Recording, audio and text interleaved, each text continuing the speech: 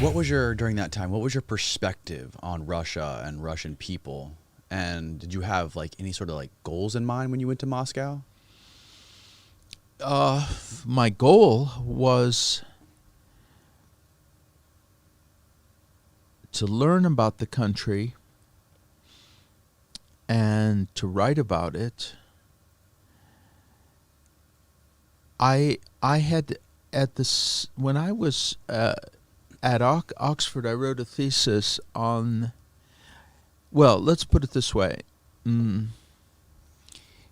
I grew up in as part of the post-war generation, and particularly as a Jewish kid growing up in Chicago, I was very concerned about the Holocaust and the destruction of the European Jews by the Nazis.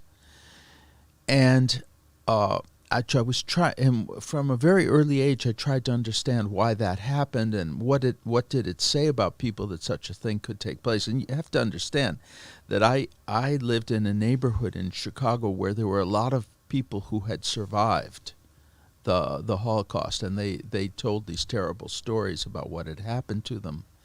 And so that information was there for me growing up. And so my first thought was maybe I would take an interest in Nazi Germany. But in fact, I began to think, well, first of all, I don't speak German. And second of all, well, Nazism is part of the past. But in the Soviet Union, you have a totalitarian regime, which is in some ways similar. And you can actually go there. You can go there and see how people live and what's going on. And of course, the fact that I had studied Russian in high school and I had some background, and I had always been interested to read about Russia. So all of these things prompted me to focus on Russia. While I was at Oxford, I wrote a thesis on the theory of totalitarianism of Hannah Arendt, who was a leading political philosopher, maybe the outstanding theorist of totalitarianism. And I came to the conclusion that Nazism and extreme Stalinism, as it existed in the Soviet Union, were basically the two variants of the same phenomenon.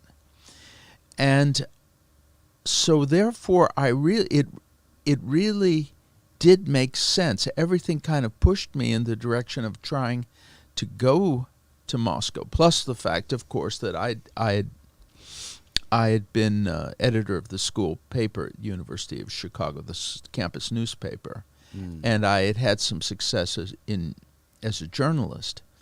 So all of these things came together, and it seemed the thing to do was to go to the Soviet Union, write about the Soviet Union, try to understand it better, and maybe try to help other people understand it. But of course, there was still a great deal I didn't understand. There was a great deal I didn't know. The fact that I had written that thesis on Hannah Arendt was a huge help, because she did something that very few thinkers were able to do, was that she kind of explained the mechanism of totalitarianism. And that meant that when I got to Moscow as a correspondent, I was in a somewhat different position than the other correspondents. First of all, I was the youngest, or practically the youngest. In fact, it was really strange people to see someone that young in Moscow representing the Financial Times of London. But more to the point, I had this theoretical and intellectual background. So the things that took place in the Soviet Union, in Moscow, were not that surprising to me. I could make sense of the idea that an entire society had been created to realize a false idea. Which was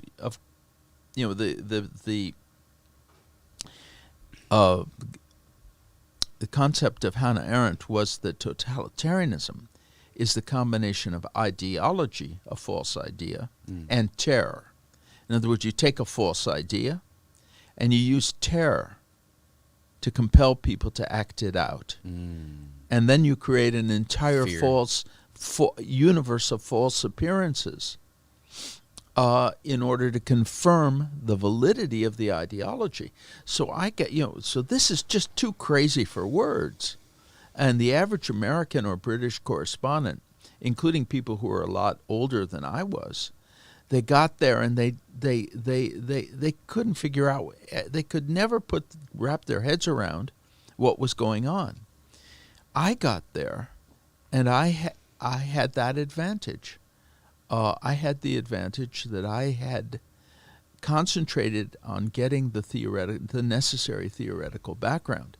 So I was able to interpret and explain a lot of what was going on in Russia in a way that other correspondents were not able to do, simply because they hadn't taken those steps. What surprised you the most when you got there? I mean, obviously you had learned a lot about the history and studied plenty about it and written about it, but once you actually like embedded there, like what? I mean, there's always a it's always a dissonance. difference. Yeah. There's always a difference. It was still a shock, to get there and see the long lines and the drabness and the dreariness, and also the sign. You had everywhere signs, no to the arms race, no to the Cold War. We're fighting for peace, and yet everywhere you looked, you could see signs of a country that was actually preparing for war, and troops, in the back of trucks, riding all through the streets of the capital at night. These heavy weapons under tarpaulins that were being transported, police everywhere, buildings guarded. So that no Russian citizen could enter. There were a lot of things, and of course and also the strange, crazy unanimity. I remember one of our first trips we made was to Uzbekistan, and Tashkent, the capital of Uzbekistan, which in those days was a Soviet republic. And the Soviet propaganda was that the various peoples who comprised the Soviet Union were dedicated to the concept of friendship of peoples. In other words, the reason why they were part of the Soviet Union was not because they had been corralled into this country by force, but because they had this deep friendship for each other, that the Soviet people loved each other, and that they... So we had this press conference, and the leaders of the Uzbek Republic were meeting with foreign correspondents. I was one of those correspondents because we made this trip to Uzbekistan, and with us, of course, were Soviet correspondents who were completely programmed. So at the press conference, one of the Soviet correspondents addresses a question to the leaders of Uzbekistan, and to the Uzbek Soviet Republic. He says, to what do you attribute the success of the Uzbek Soviet Republic? And you had three government officials, and all of them said with one voice, just in chorus, friendship of peoples. And it was, there were scenes like that all the time. I was